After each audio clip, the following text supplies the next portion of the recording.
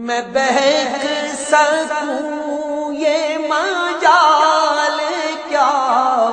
میرا رہنما کوئی اور ہے۔ نحمدہ ونصلی علی رسولہ النبی الکریم الامین، اما بعد فاعوذ باللہ السمیع العلیم من الشیطان الرجیم، بسم اللہ الرحمن الرحیم۔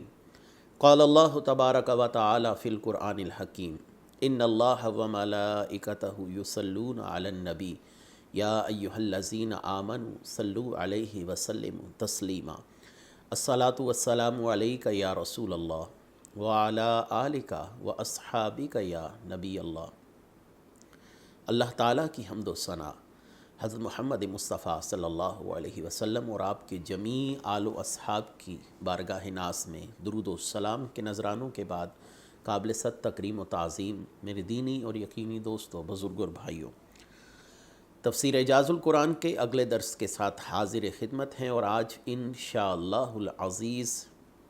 سورہ طٰہٰ کے تیسرے رکوع کی تفسیر بیان کی جائے گی، اور اس کے ساتھ ساتھ مجموعی طور پر 16ویں پارے کا یہ 12واں رکوع ہوگا، اور آیت کا نمبر شمار ہے 55۔ اللہ تبارک و تعالی ارشاد فرماتے ہیں،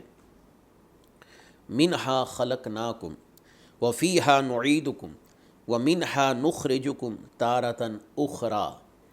ہم نے زمین ہی سے تمہیں بنایا اور اسی میں پھر تمہیں لوٹائیں گے اور اسی سے تمہیں دوبارہ نکالیں گے۔ اس آیت کی تفسیر بہت سہل، بہت آسان ہے کہ اللہ تبارک و تعالیٰ نے ہمارے جد اعلیٰ سیدنا آدم علیہ السلام کو زمین سے پیدا فرمایا، یعنی مٹی سے تخلیق فرمایا، اور اس کے بعد ہماری تدفین اور ہمارے دیگر جو معاملات ہیں قبر کے وہ بھی زمین پر ہی رکھے، اور تمہاری موت و دفن کے وقت تمہیں اسی زمین میں لوٹایا جائے گا۔ قیامت کے دن اسی زمین سے تمہیں دوبارہ نکالا جائے گا۔ اسی سے انسان کی تخلیق ہے، اسی میں مدفن ہے، اسی سے اللہ تبارک و تعالیٰ قیامت کے دن نکالیں گے۔ یہاں پر ایک اور مسئلہ بھی سماعت کر لیجئے کہ یہ امر مستحب ہے کہ جب کوئی مسلمان بھائی انتقال کر جائے تو اس کی قبر پر تختہ لگانے کے بعد مٹی دی جائے، اور تو اس وقت مستحب ہے کہ اس کے سرہانے کی طرف دونوں ہاتھوں سے 3 مرتبہ مٹی ڈالے، اور پہلی بار جب مٹی ڈالے تو کہے منہا خلقناکم، اور دوسری بار جب مٹی ڈالے تو کہے وفیہا نعیدکم، اور تیسری بار جب مٹی ڈالے تو کہے ومنہا نخرجکم تارۃ اخری۔ تو یہ 3 مرتبہ جو کسی مسلمان بھائی کی قبر پر مٹی ڈالی جائے گی، اس کے 3 کلمات یہ کہے جائیں گے، منہا خلقناکم وفیہا نعیدکم ومنہا نخرجکم تارۃ اخری۔ اگلی آیت ہے وَلَقَدْ أَرَيْنَاهُ آيَاتِنَا كُلَّهَا فَكَذَّبَ وَأَبَىٰ قَالَ أَجِئْتَنَا لِتُخْرِجَنَا مِنْ أَرْضِنَا بِسِحْرِكَ يَا مُوسَىٰ فَلَنَأْتِيَنَّكَ بِسِحْرٍ مِثْلِهِ فَاجْعَلْ بَيْنَنَا وَبَيْنَكَ مَوْعِدًا لَا نُخْلِفُهُ نَحْنُ وَلَا أَنْتَ مَكَانًا سُوًى۔ بے شک ہم نے اس کو اپنی سب نشانیاں دکھائیں، یعنی فرعون کو، تو اس نے جھٹلایا اور نہ مانا۔ کہنے لگا، اے موسیٰ، کیا تم ہمارے پاس اس لیے آئے ہو کہ ہمیں اپنے جادو کے ذریعے ہماری سرزمین سے نکال دو؟ تو ضرور ہم بھی تمہارے آگے ویسا ہی جادو لائیں گے، تو ہمارے درمیان اور اپنے درمیان ایک وعدہ مقرر کر لو جس کی خلاف ورزی نہ ہم کریں گے نہ تم، ایسی جگہ جو برابر فاصلے پر ہو۔ جب حضرت موسیٰ علیہ السلام اللہ کی دی ہوئی نشانیوں کے ساتھ، یعنی اس عصا کے ساتھ اور اس ید بیضا کے ساتھ فرعون کے دربار میں پہنچے، تو فرعون نے وہ تمام نشانیاں دیکھی، اور وہ تمام نشانیاں جن کا ظہور سیدنا موسیٰ علیہ السلام سے ہوا، اللہ تعالیٰ نے ان کو اپنی نشانیاں فرمایا ہے۔ اس کا معنی یہ ہے کہ انبیاء علیہم السلام سے صادر ہونے والی نشانیاں اللہ ہی کی نشانیاں ہیں، اور اللہ کی نشانیاں ہی انبیاء کی نشانیاں ہیں، اور اس کا معنی یہ ہے کہ انبیاء سے جنگ پھر اللہ سے جنگ ہے، اور انبیاء کی اطاعت اللہ کی اطاعت ہے، جیسے کہ قرآن میں کہا گیا وَمَن يُطِعِ الرَّسُولَ فَقَدْ أَطَاعَ اللَّهَ، جس نے رسول کی اطاعت کی اس نے اللہ کی اطاعت کی۔ اب اس نے حضرت موسیٰ علیہ السلام کے معجزات کا انکار کیا تو اللہ تعالیٰ نے فرمایا اس نے میری نشانیوں کو جھٹلایا اور ان تمام نشانیوں کو جادو کے نام سے تعبیر کیا۔ اگرچہ فرعون یہ دلی طور پر جانتا تھا کہ یہ تمام معاملات جادو نہیں ہے، یہ یقیناً ایک بہت بڑی قوت اور اللہ کی طرف سے عنایت کردہ معجزات ہیں، لیکن اس نے اپنی بدحواسی پر قابو پاتے ہوئے کیا کہا کہ تم بہت بڑا جادو لے کر آئے ہو اور مجھے اس ملک سے نکالنا چاہتے ہو۔ اور یاد رکھیے کہ فرعون کے ماتحت ہزاروں جادوگر تھے، لیکن وہ فرعون کو اس کے ملک سے نہ نکالنے پر قادر تھے۔ تو فرعون نے یہ بات کیسے کہہ دی کہ تم مجھے میرے ملک سے نکالنا چاہتے ہو؟ اس کا معنی یہ ہے کہ فرعون جانتا تھا یہ سارا معاملہ جادو نہیں، لیکن لوگوں کے سامنے اپنی بدحواسی پر قابو پانے کے لیے اس نے معجزات نبی کو جادو کا نام دیا اور کہا کہ اب معاملہ تمہارے ساتھ مقابلے کا ہے، کوئی معینہ مدت، کوئی وقت، کوئی جگہ مقرر کر لو۔ تو حضرت موسیٰ علیہ السلام نے اگلی آیت میں ہے کہ ایک دن مقرر کیا۔ وہ دن کون سا تھا؟ اگلی آیت کی تفسیر سماعت کیجئے۔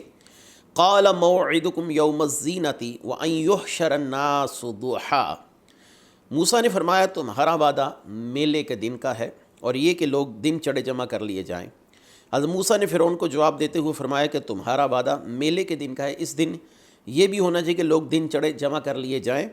تاکہ خوب روشنی پھیل جائے اور دیکھنے والے اطمینان کے ساتھ دیکھ سکیں، انہیں ہر چیز صاف صاف نظر آئے۔ اس آیت میں جس میلے کا ذکر ہوا وہ فرعونیوں کا میلہ تھا، اور جو ان کی عید تھی وہ بہت بند سور کر اس دن نکلتے تھے۔ حضرت عبداللہ بن عباس فرماتے ہیں کہ یوم عاشورہ یعنی 10 محرم کا دن تھا، اور اس سال یہ جو تاریخ تھی یہ بروز ہفتے کو آئی اور ہفتے کا دن مقرر ہوا، اور یہ دن حضرت موسیٰ علیہ السلام نے اس لیے مقرر فرمایا تاکہ ان کی طرف سے تمام لوگ اکٹھے ہو جائیں اور ان کی شان و شوکت کو کیسے اللہ تبارک و تعالیٰ توڑتا ہے اور کیسے اللہ تبارک و تعالیٰ حق کا ظہور فرماتا ہے اور باطل کی رسوائی فرماتا ہے۔ چنانچہ ایسے وقت کا انتخاب کیا گیا جب اطراف سے تمام کے تمام لوگ اکٹھے ہو جاتے ہوں۔ تو یہاں پر سیدی اعلیٰ حضرت فتاوی رضویہ میں فرماتے ہیں کہ شرعی ضرورت کے وقت مسلمان کو کفار کے میلے میں جانا جائز ہے، جیسا کہ حضرت موسیٰ علیہ السلام بوقت مقابلہ کفار کے میلے میں گئے۔ حضرت ابراہیم علیہ السلام بت شکنی کے لیے بت خانے کے اندر تشریف لے کر گئے، اور شرعی ضرورت کے علاوہ تجارت یا کسی اور غرض سے جانے کا حکم یہ ہے۔ اگر وہ میلہ کفار کا مذہبی میلہ ہے جس میں جمع ہو کر اعلان کفر و شرکیہ رسمیں ادا کریں تو تجارت کی غرض سے جانا ناجائز اور مکروہ تحریمی ہے، وہاں پر نہیں جانا چاہیے، اور ہر مکروہ تحریمی صغیرہ اور ہر صغیرہ اصرار سے کبیرہ بن جاتا ہے۔ سید اعلیٰ حضرت نے یہ فتاوی رضویہ کی 23ویں جلد میں بڑی تفصیل کے ساتھ گفتگو فرمائی ہے۔ اگلی آیت سماعت کیجئے۔ فَتَوَلَّ فِرْعَوْنُ فَجَمَعَ قَيْدَهُ ثُمَّ أَطَاعَ قَالَ لَهُم مُوسَىٰ وَيْلَكُمْ لَا تَفْتَرُوا عَلَى اللَّهِ كَاذِبًا فَيُسْحِتَكُم بِعَذَابِي وَقَدْ خَابَ مَنِ افْتَرَىٰ۔ تو فرعون منہ پھیر کر چلا گیا تو اپنے مکر و فریب کو جمع کرنے لگا۔ پھر آیا ان سے موسیٰ نے فرمایا تمہاری خرابی ہو، تم اللہ پر جھوٹ نہ باندھو ورنہ وہ تمہیں عذاب سے ہلاک کر دے گا، اور بے شک وہ ناکام ہوا جس نے جھوٹ باندھا۔ فتولی فرعون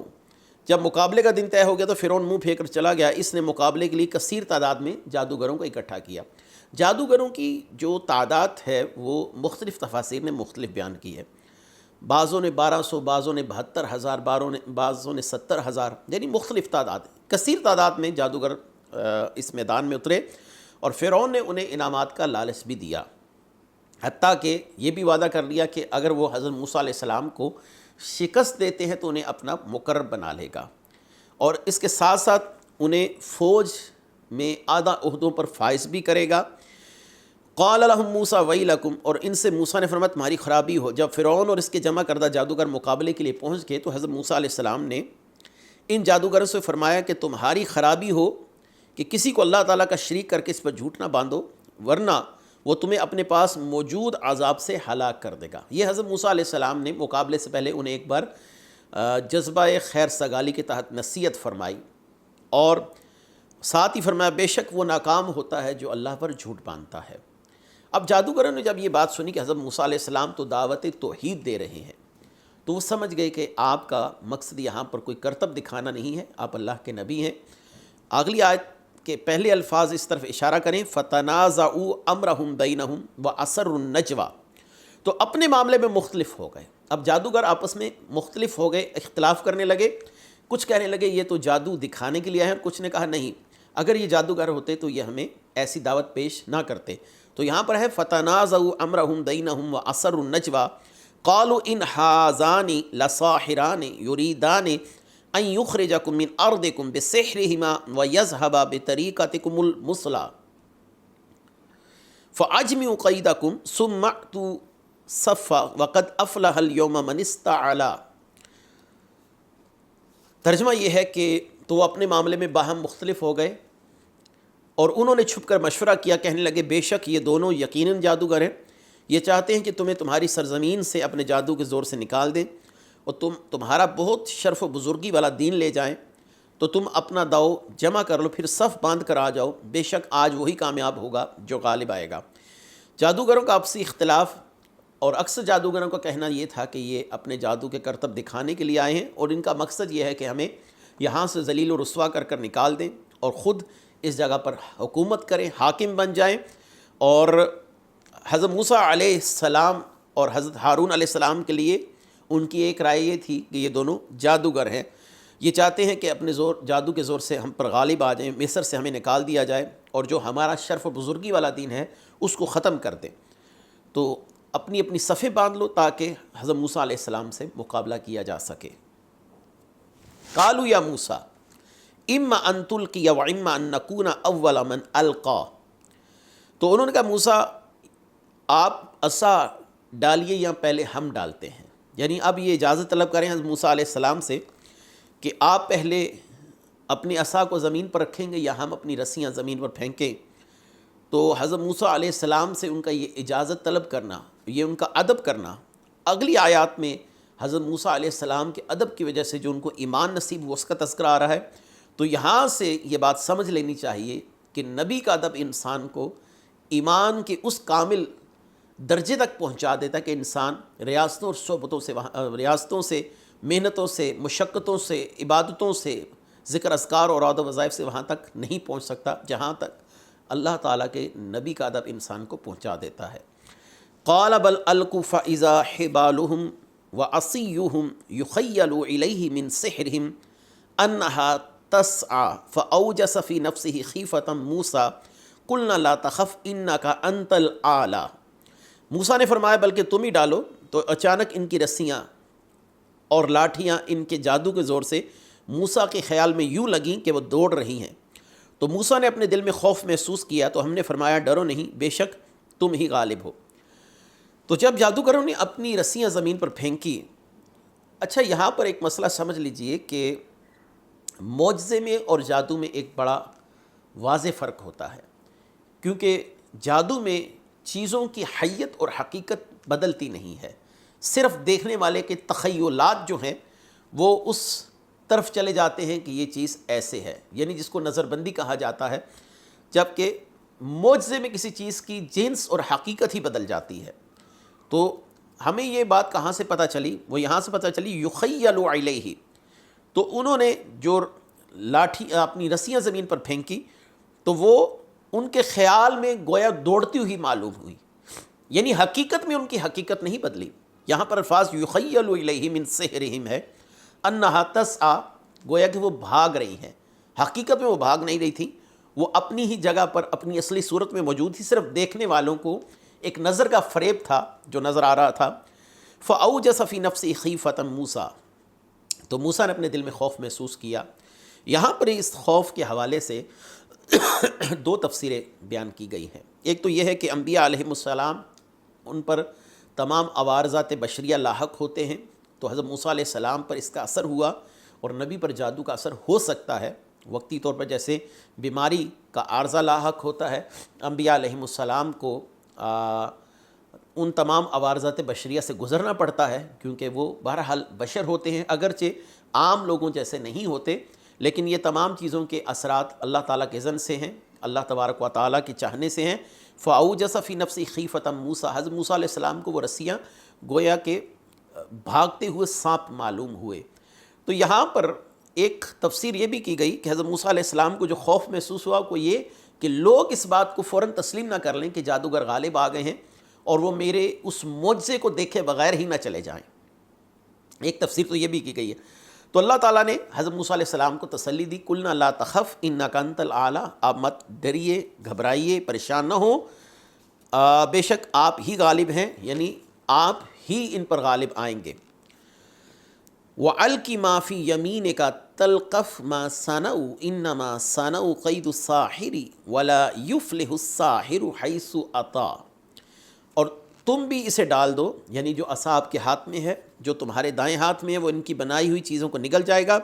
بے شک جو انہوں نے بنایا ہے وہ تو صرف جادوگروں کا مکر و فریب ہے، اور جادوگر کامیاب نہیں ہوتا جہاں بھی آ جائے۔ اب اللہ تعالیٰ نے ارشاد فرمایا، موسیٰ تم ان رسیوں اور لاٹھیوں کی کثرت کی پرواہ نہ کرو جو زمین پر آپ کو بھاگتے ہوئے سانپ معلوم ہو رہے ہیں، آپ بھی اپنا عصا ڈال دیجئے جو آپ کے دائیں ہاتھ میں ہے، وہ ان کی بنائی ہوئی چیزوں کو نگل جائے گا، بے شک جو انہوں نے بنایا ہے وہ تو صرف جادو کا مکر و فریب ہے، نظر بندی ہے، تخیلات ہیں، انسان کا وہم ہے، نظر کا دھوکہ ہے۔ اور حضرت موسیٰ علیہ السلام نے جب اپنا عصا ڈالا تو وہ اپنی حقیقت اور اپنی حیت کو تبدیل کر کر اژدہا بن گیا، اور اس نے ان تمام رسیوں کو نگل لیا جیسے کوئی بڑا سانپ چھوٹے سانپوں کو نگل جاتا ہے۔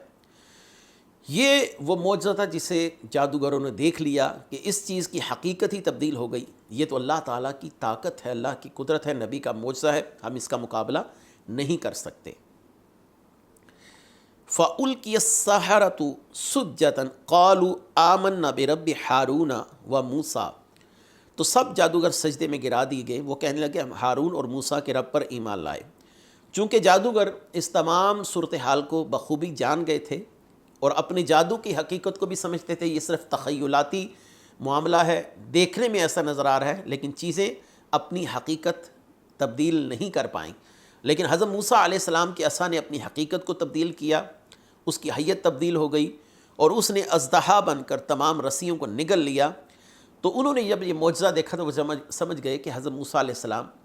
کا یہ معجزہ حقانیت پر مبنی ہے، اللہ کی دی ہوئی طاقت سے ہے، یہ اللہ کے نبی ہیں۔ تو فوراً وہ سجدے میں گر گئے، انہوں نے اپنے سر جھکا دیے، گردنیں زمین پر ڈال دی۔ اور ایک قول یہ ہے، بعض مفسرین علامہ ساوی وغیرہ نے لکھا ہے، اور تفسیر مدارک میں امام نصفی رحمۃ اللہ علیہ نے لکھا ہے، جب یہ لوگ سجدے میں گئے تو اللہ تبارک و تعالیٰ نے انہیں جنت اور جہنم دونوں کا معائنہ کروا دیا۔ قال آمنتم لہ قبل ان اذن لکم انہ لکبیرکم الذی علمکم السحر فلا اقطعن ایدیکم وارجلکم من خلاف ولا اصلبنکم فی جذوع النخل ولتعلمن اینا اشد عذابا وابقی۔ فرعون بولا کہ اگر تم اس پر ایمان لائے اس سے پہلے کہ میں تمہیں اجازت دوں، بے شک وہ تمہارا بڑا ہے جس نے تم کو جادو سکھایا، تو مجھے قسم ہے میں ضرور تمہیں تمہارے ایک طرف کے ہاتھ اور دوسری طرف کے پاؤں کاٹ دوں گا، تمہیں کھجور کے تنوں پر پھانسی دوں گا، اور تم ضرور جان جاؤ گے کہ ہم میں کس کا عذاب زیادہ شدید اور زیادہ باقی رہنے والا ہے۔ جادوگروں کے ایمان کی گواہی کو سننا تھا کہ فرعون غصے سے لال پیلا ہو گیا، اور اس نے جادوگروں کو ڈرانے دھمکانے کی کوشش کی کہ میں تمہیں کھجور کے درختوں کے ساتھ لٹکا کر تمہارا دایاں ہاتھ اور بایاں پاؤں، اور بایاں پاؤں دایاں ہاتھ، اور اسی طرح بایاں ہاتھ اور دایاں پاؤں یعنی دونوں اطراف سے میں کٹوا دوں گا، اور تمہیں اتنی شدت سے تکلیف دی جائے گی کہ تمہیں اپنے اس فیصلے پر ندامت ہوگی۔ اب وہ ڈرا رہا ہے کہ یہ جادوگر واپس لوٹ آئیں، کیونکہ اسے اب دگنی شرمندگی کا سامنا ہے۔ ایک تو حضرت موسیٰ علیہ السلام کے غالب آنے کی شرمندگی ہے، دوسرا جن کو وہ لے کر آیا وہ حضرت موسیٰ علیہ السلام کے مطیع ہو گئے، اور وہ کہنے لگا یہ تمہارا بڑا ہے، اس نے جادو کے ذریعے تمہیں اپنے ماتحت کر لیا ہے، تم نے اپنے آپ کو اس کے ماتحت کیا، یہ تمہارا بڑا، یہ تمہیں جادو سکھانے والا ہے بڑا۔ اب یہاں پر جادوگروں نے حضرت موسیٰ علیہ السلام کی حقانیت کو جان لیا، لیکن فرعون اسی بدبختی اور اس ازلی بدبختی میں ہی رہا جو اللہ نے اس کے لیے مقدر کر رکھی تھی۔ قالوا لن نؤثرك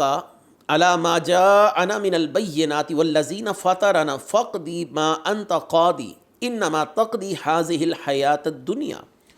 تو انہوں نے کہا ہم ان روشن دلیلوں پر ہرگز تجھے ترجیح نہ دیں گے جو ہمارے پاس آئی ہیں، ہمیں اپنے پیدا کرنے والے کی قسم، تو جو کرنے والا ہے کر لے، تو اس دنیا کی زندگی میں ہی تو کرے گا۔ فرعون کا متکبرانہ جملہ سن کر جادوگروں نے آگے سے فی البدیہہ جواب دیا کہ تو نے جو کرنا ہے کر لے، ہم اللہ کی طرف سے روشن نشانیاں دیکھ چکے۔ روشن نشانیوں سے مراد وہ معجزہ ہے جس کو انہوں نے اپنی آنکھوں سے دیکھا، اس کی حقیقت کو جان گئے، اور روشن نشانی سے مراد یہ بھی ہے کہ اس عصا نے اژدہا بن کر ان تمام رسیوں کو نگل لیا، اور اس کے باوجود اس کی حالت میں کوئی تبدیلی واقع نہیں ہوئی، وہ ویسے کا ویسے ہی عصا بن گیا۔ اور بعض مفسرین نے کہا کہ روشن دلیلوں سے مراد جنت اور جہنم میں جو اللہ تعالیٰ نے ان کو معائنہ کروایا اور جنت میں انہوں نے اپنی منزلوں کو دیکھ لیا، اس سے مراد یہ ہے کہ جو سجدے میں جب گئے تو اللہ تعالیٰ نے ان کو جنت میں ان کی منزلیں بھی دکھا دی، تو لہٰذا انہوں نے روشن دلیلوں سے مراد حضرت موسیٰ کے معجزات بھی لیے اور جنت میں اپنا مقام بھی دیکھ لیا۔ اور اس کے بعد کہنے لگے اگر تو ہم پر ظلم و ستم کرنا چاہتا ہے تو کر لے، ہمیں یہ تیرا ظلم حق قبول کرنے سے قطعاً نہیں روک سکتا، تو ہمیں زیادہ سے زیادہ اس دنیا میں مار سکتا ہے، اس کے بعد تو تیرا ہم پر بس نہیں۔ لیکن اخروی سعادتیں حضرت موسیٰ علیہ السلام کی اطاعت میں ہیں۔ اگر کوئی شخص کامیاب ہونا چاہتا ہے تو وہ اللہ کے نبی کی اطاعت کرے، اور وہ اخروی زندگی ایسی زندگی ہے جو کبھی ختم ہونے والی نہیں ہے۔ یہاں پر تیری تکلیف کا جو سلسلہ ہے وہ چند ساعتوں کا ہے، وہ ہم برداشت کر لیں گے اور اس دنیا سے ممکن ہے کہ ہم چلے جائیں، لیکن آگے جو ہماری اگلی زندگی ہے وہ انشاءاللہ العزیز بہتر ہوگی۔ ہمارا رب ہم پر کرم فرمائے گا کیونکہ ہم نے حقانیت کو پہچان لیا ہے۔ اِنَّ آمَنَّا بِرَبِّنَا لِيَغْفِرَ لَنَا خَطَايَانَا وَمَا أَكْرَهْتَنَا عَلَيْهِ مِنَ السِّحْرِ وَاللَّهُ خَيْرٌ وَأَبْقَىٰ۔ بے شک ہم اپنے رب پر ایمان لائے تاکہ وہ ہماری خطائیں اور جادو بخش دے جس پر تو نے ہمیں مجبور کیا،